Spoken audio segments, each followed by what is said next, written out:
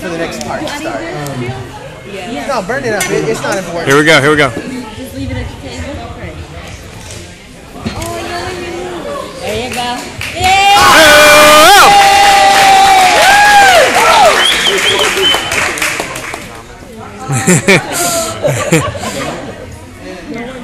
Need some more light too? Nervous. I was asking, I was sitting with Elena over there. She was talking about hairdos and cosmetology.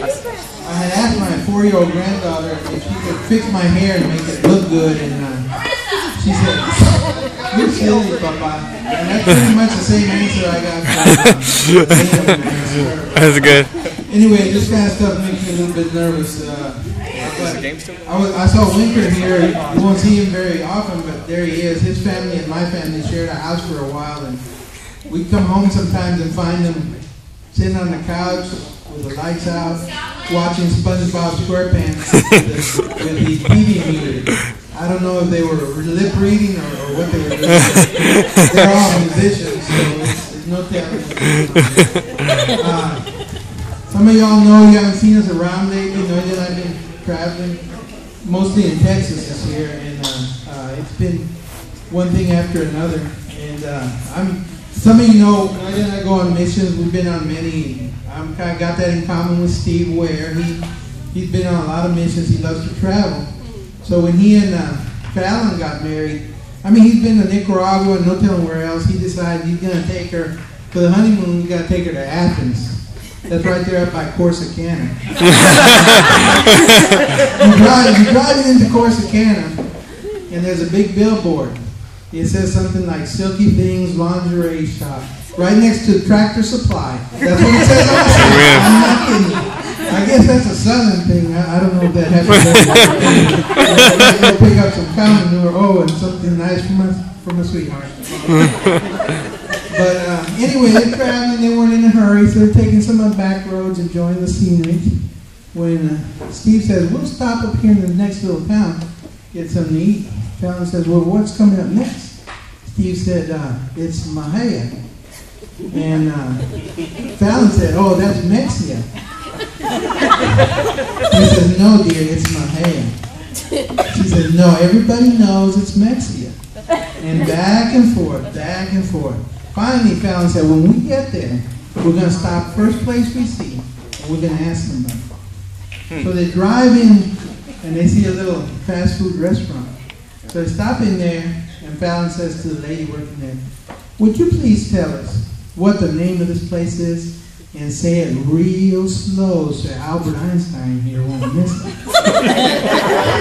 The lady says, "Dairy Queen." I heard it. Who wrote this stuff? Oh man, some of this stuff. I wonder who wrote this. Y'all ever tried this? My mind's going blank.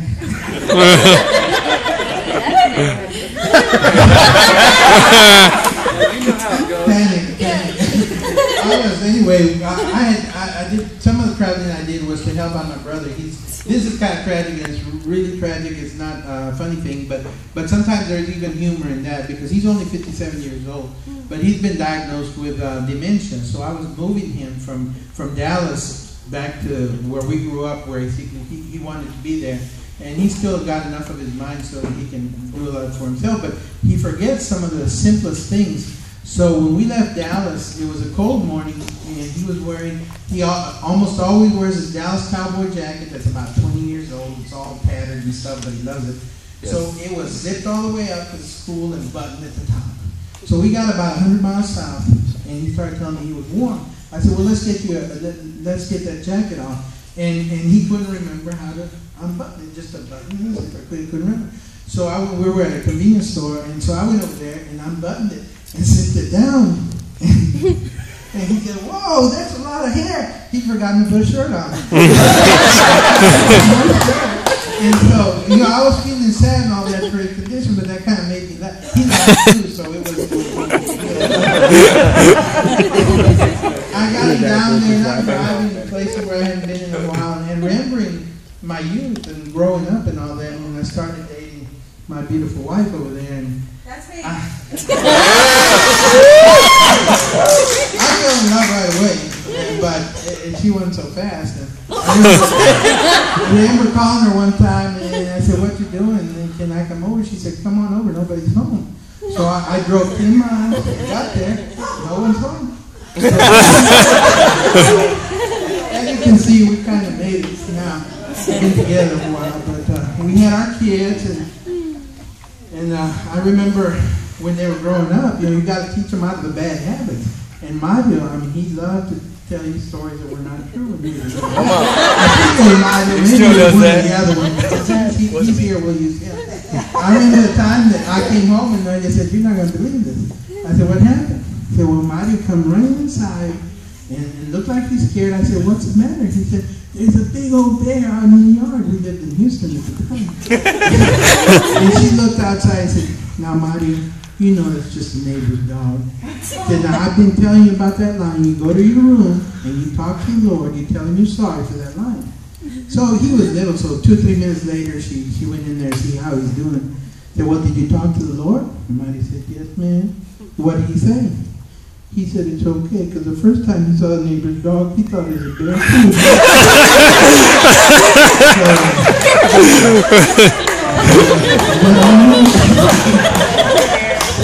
So anyway, you have your children, listen to the other, you get busy, like some of the pastor was talking about, and you forget the romance and all that, and people tell me you should be romancing your wife. I'm going to try, you know, I'm not a real good singer or nothing, but I decided one day I'm going to sing a song to her, and kind of, so I'm singing, and about halfway through, she said, stop, that's enough.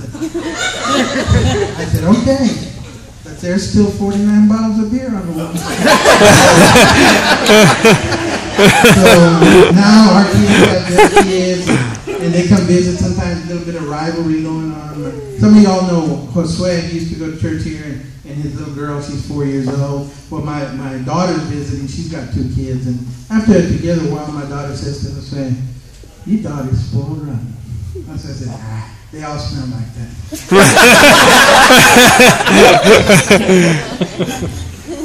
Okay. Talk about it. I'm going to put that away and see if I can think of anything else. Anyway, I guess this will be close to the end here. And but I've often admired athletes, especially college and pro. I played a little football in high school. I was about a lot lighter than I am. 2 years I'd had it because I weighed 140 pounds and I was a lineman, and that just didn't work. But I've always admired that they take a lot of pain. It doesn't matter if they're runners, basketball players, what, they can endure a lot of pain. And I heard the story, again, I can't vouch for its validity, but I heard, y'all know Pastor's an athlete, and I mean those guys, what he does, that's a lot of endurance. Well, one day, he's on his way to a race, but he had to stop at the dentist. And he ran in there with Sister Missy and told the dentist, "Look, I got a race, I got this tooth I need to get pulled out, don't have time for anesthesia, I got to go now, just pull the tooth, man, just pull the tooth." And the dentist thinking like I am, I guess, man, this guy is brave and tough. He said, what tooth is it, sir? The pastor turns to Sister Missy and says, "Honey, open your mouth and show me." So I don't know if that's true or that's something. That's funny. Anyway, I'm going to try to end this on the high note. And a 1, and a 2. Sing a song, sing out strong, sing out good things not bad, sing out not sad, la la la la la.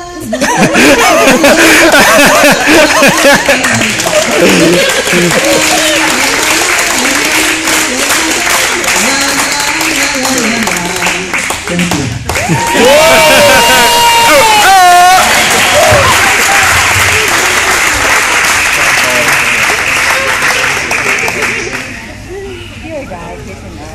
I